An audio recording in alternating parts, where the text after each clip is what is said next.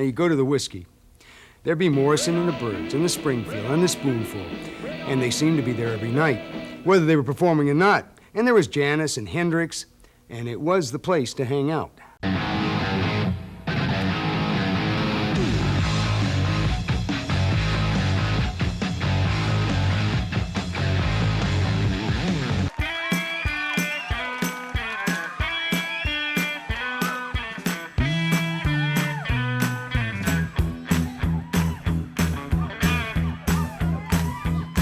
Long-distance information, give me Memphis, Tennessee. Now, I don't have to remind you people who made that riff famous. It was written by Chuck Berry, of course, but probably a whole new generation of people in 1964 heard that from a live record. One of the hottest records in the country, no pun intended, in the middle of July. Ladies and gentlemen, a song called Memphis, a man named Johnny Rivers.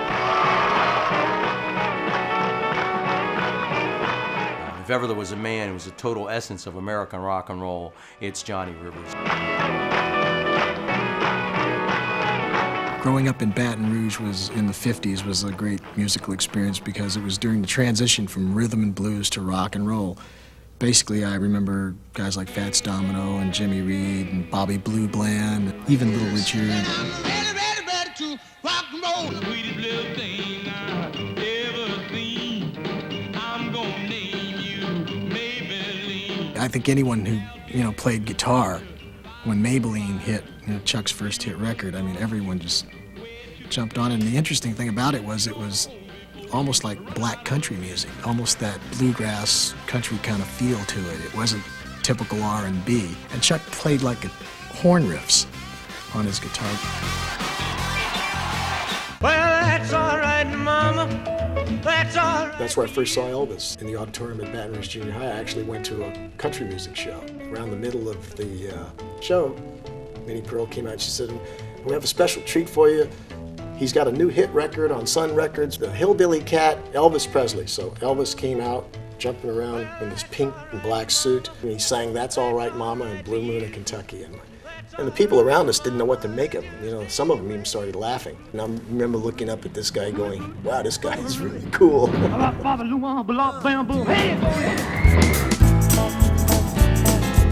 I was approached by Elma Valentine on the idea of taking over this place on Sunset Boulevard and calling it the Whiskey A Go-Go. It's just caught on like in 2 or 3 nights. People liked it and started coming in dancing and stuff. And I hadn't seen that kind of reaction from that kind of a crowd since the Twist in Philadelphia and New York with Chubby Checker. Jane Mansfield dancing right in front of the bandstand, trying to keep herself gathered up and not doing too well at it. I said, Lord,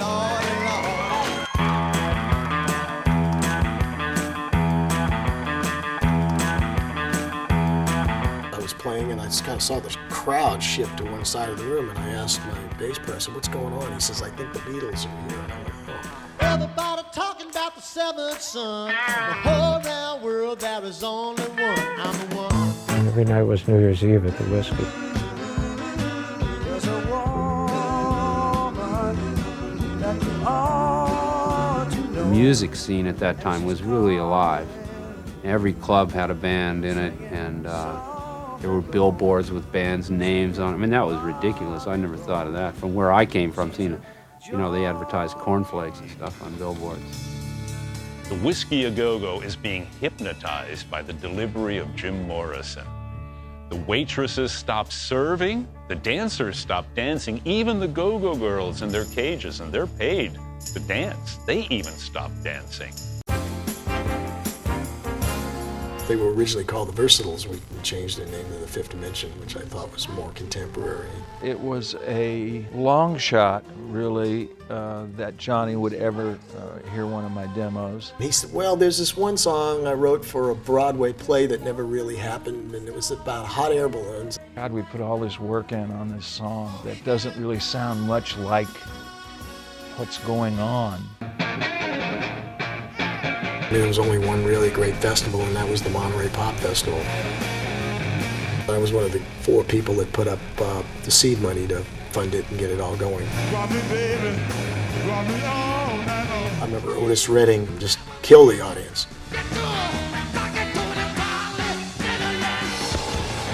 Who. I mean, Jimmy got up there and lit his guitar on fire, and the fire marshal was standing next to us, flipped out, and we had to almost restrain him from running out there and grabbing him.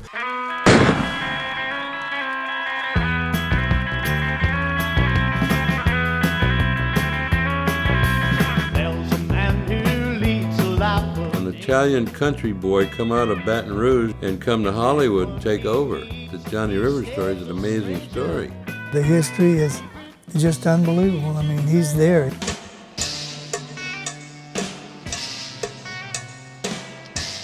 Well, when we first got there was this giant roach on the sidewalk, and Bruce and I picked it up and we smoked it, and it was like the most unbelievable grass we'd ever smoked.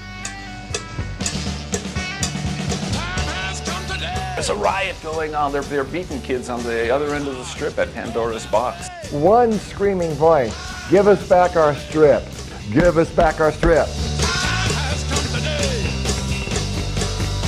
Now, if you're seeing this show with a friend and you've been taking drugs and drinking, make sure somebody drives them home. You know? Night.